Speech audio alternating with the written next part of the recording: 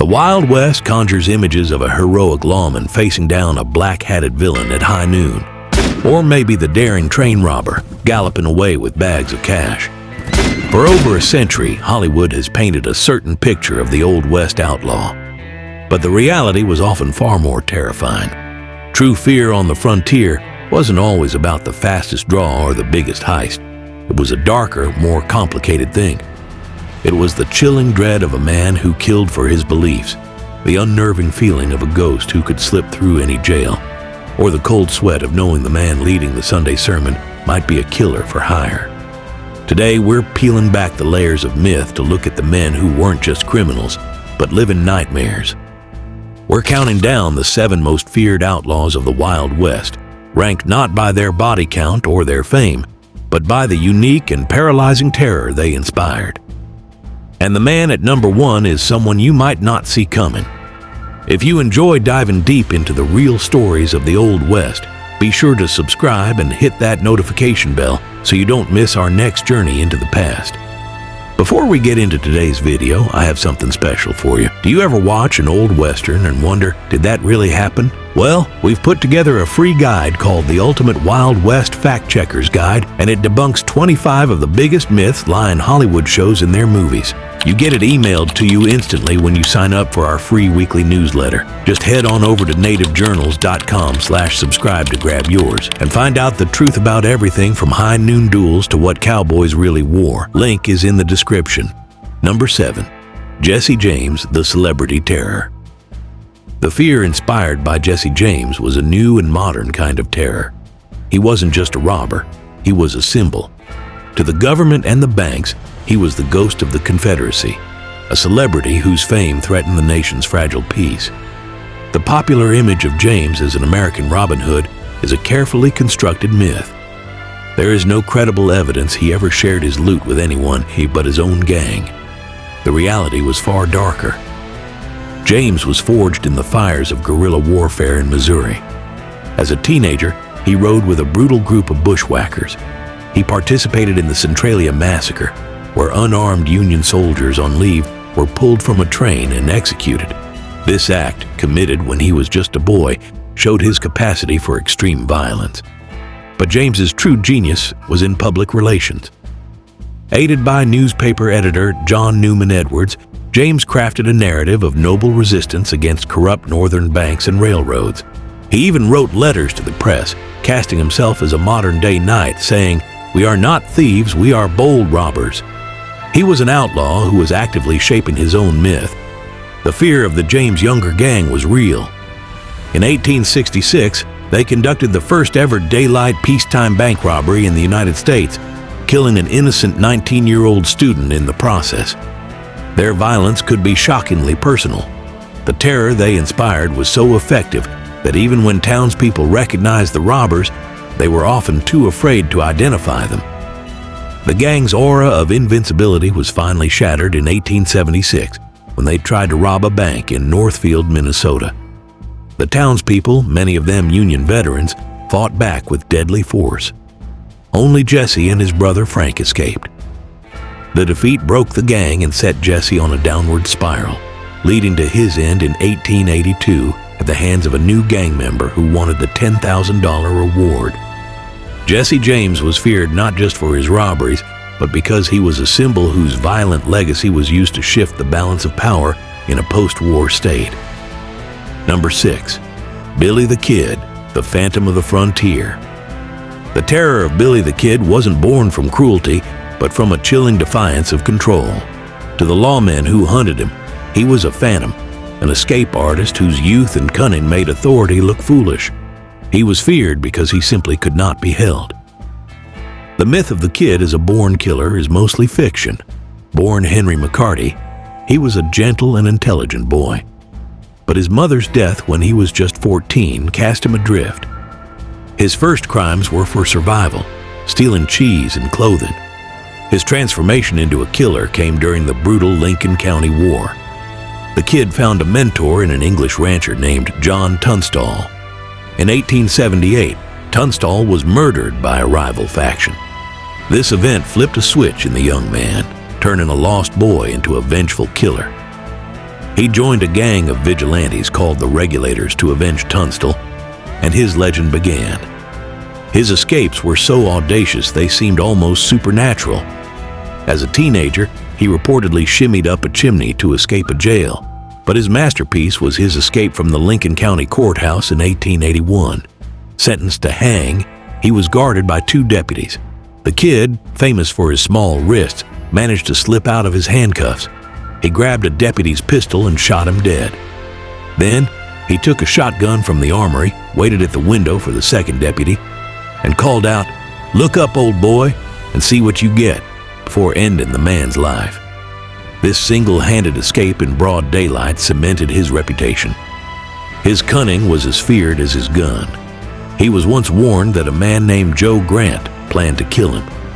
The kid calmly approached Grant in a saloon, admired his pistol, and asked to see it. As he held it, he slyly rotated the cylinder so the hammer would fall on an empty chamber. When Grant later drew on him, the gun just clicked. The kid drew his own and shot Grant dead. It was psychological warfare. Ultimately, it took Sheriff Pat Garrett, a man who knew him, to end his run. In 1881, Garrett tracked the kid to a dark room and shot him, ending the career of the West's most famous fugitive. The fear he inspired was unique. People constantly underestimated him because of his youth and mild appearance. The shock of realizing the harmless-looking boy was a deadly threat was a special kind of terror. Number 5. Kid Curry, the Wild Bunch's enforcer. The Wild Bunch, led by the charismatic Butch Cassidy, has been romanticized as a band of charming, non-violent robbers. This is a comfortable lie. The terrifying truth behind that myth was a man named Harvey Logan, better known as Kid Curry. While Cassidy planned the heist, Curry provided the savagery. He was the gang's rabid dog, a man whose explosive temper made him the most feared member of the Wild Bunch. The gang's reputation for avoiding bloodshed is a fabrication. Kid Curry is credited with killing at least 9 law enforcement officers, and his total body count may be as high as 15. He, not Cassidy, was the true lethal force of the group. His violence was a key element of their success. Curry had a dangerously violent temper, made even shorter by alcohol. This made him a walking powder keg. No one knew what might cause him to explode into rage. Some historians argue that Curry, not Cassidy, was the true train robbing leader whose ruthlessness made their plans possible. After one train robbery, a posse gave chase. Members of the gang engaged in multiple gunfights that resulted in the deaths of a sheriff and 2 of his deputies. This willingness to ambush and kill lawmen was a line many outlaws wouldn't cross. For the Wild Bunch, with Kid Curry leading the charge, it was standard procedure. Kid Curry's end was as violent as his life. After escaping from a Knoxville jail, he went back to robbing trains. In 1904, during a chase after a robbery in Colorado, he was wounded and cornered. Rather than be taken alive, Curry reportedly ended the fight himself, choosing to go out on his own terms.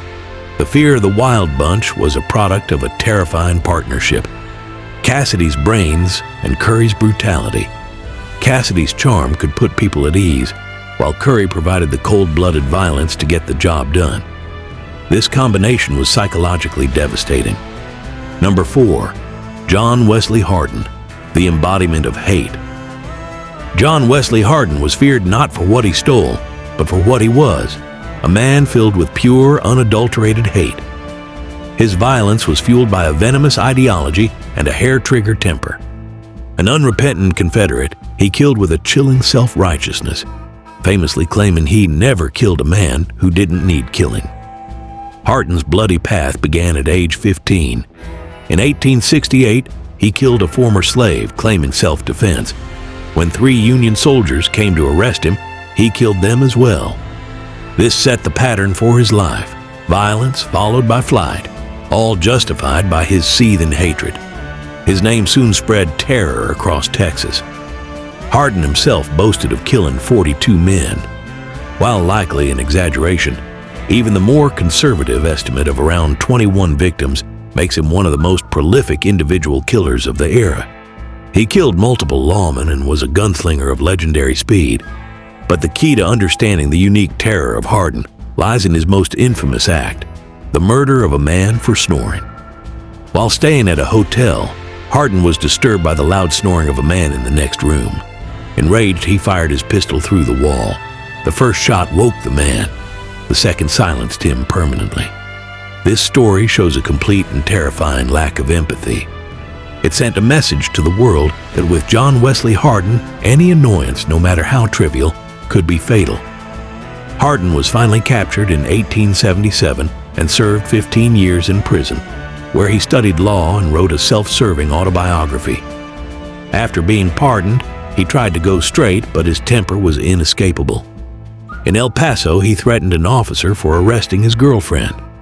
Soon after, on August 19, 1895, the officer, John Selman, found Hardin in a saloon and shot him in the back of the head.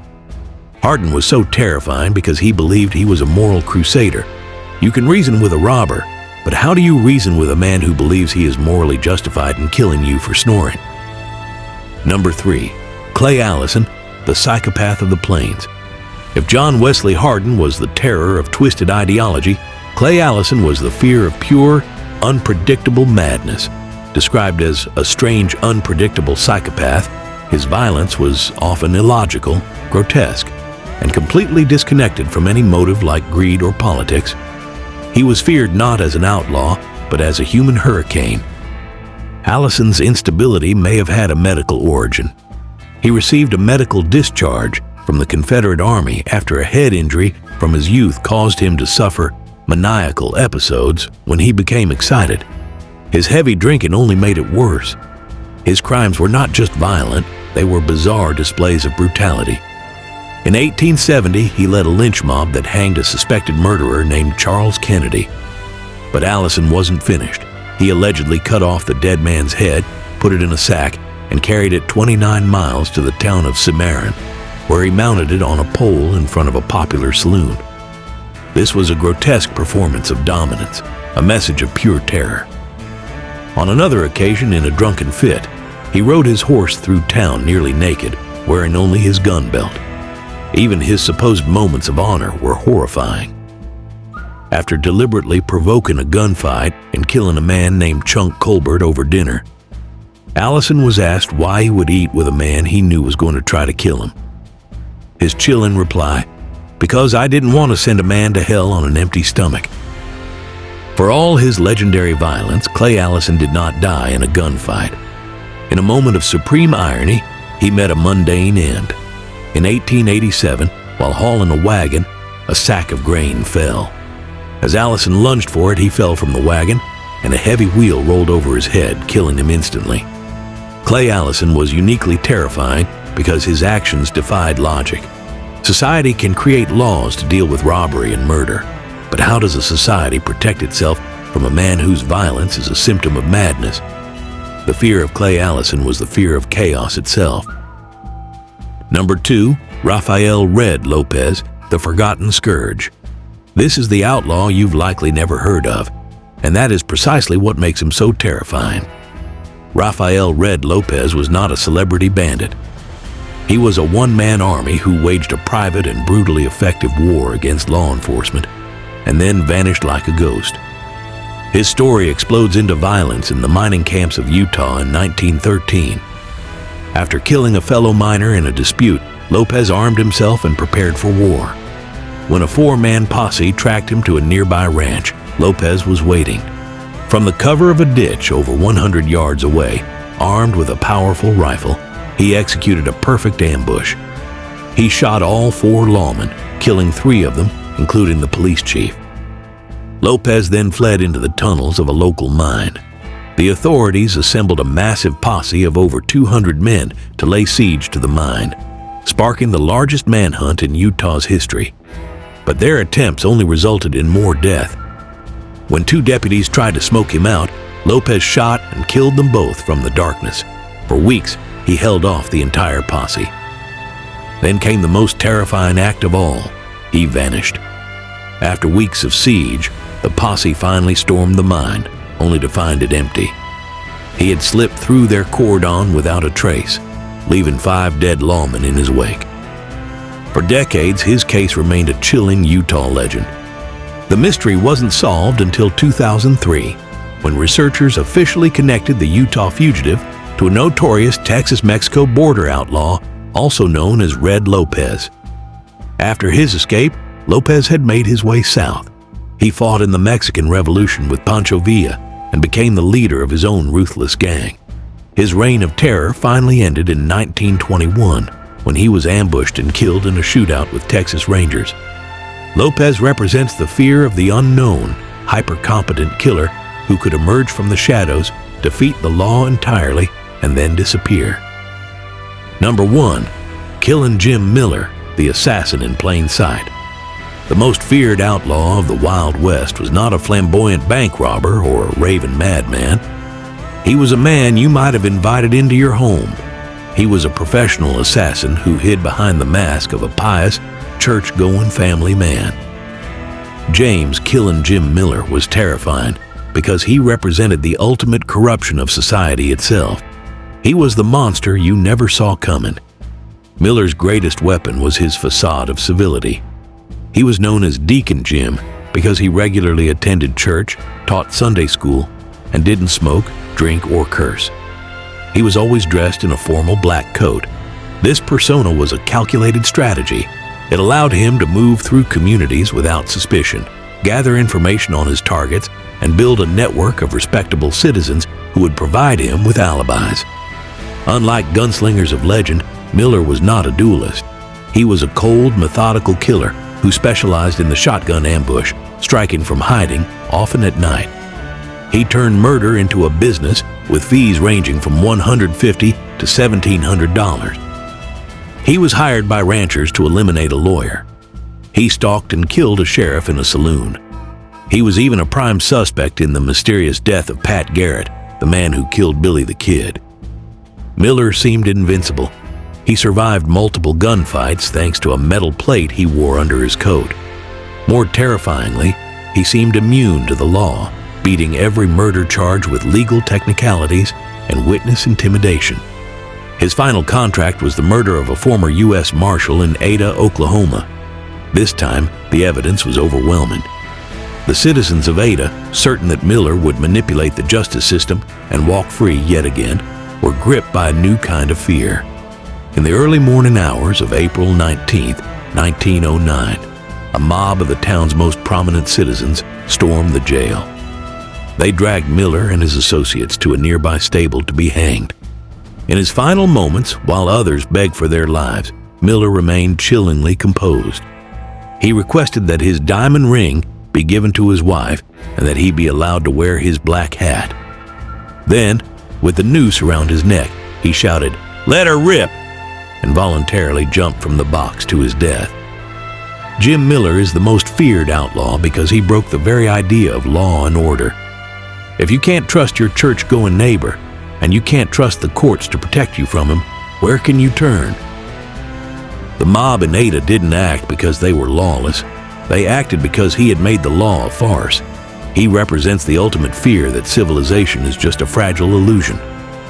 We've gone through our list of the West's most terrifying figures, but now we want to hear from you. Which of these outlaws do you think was truly the most feared? Or is there another name from the history books that you think should have made this list? Let us know in the comments below. We look forward to reading your thoughts.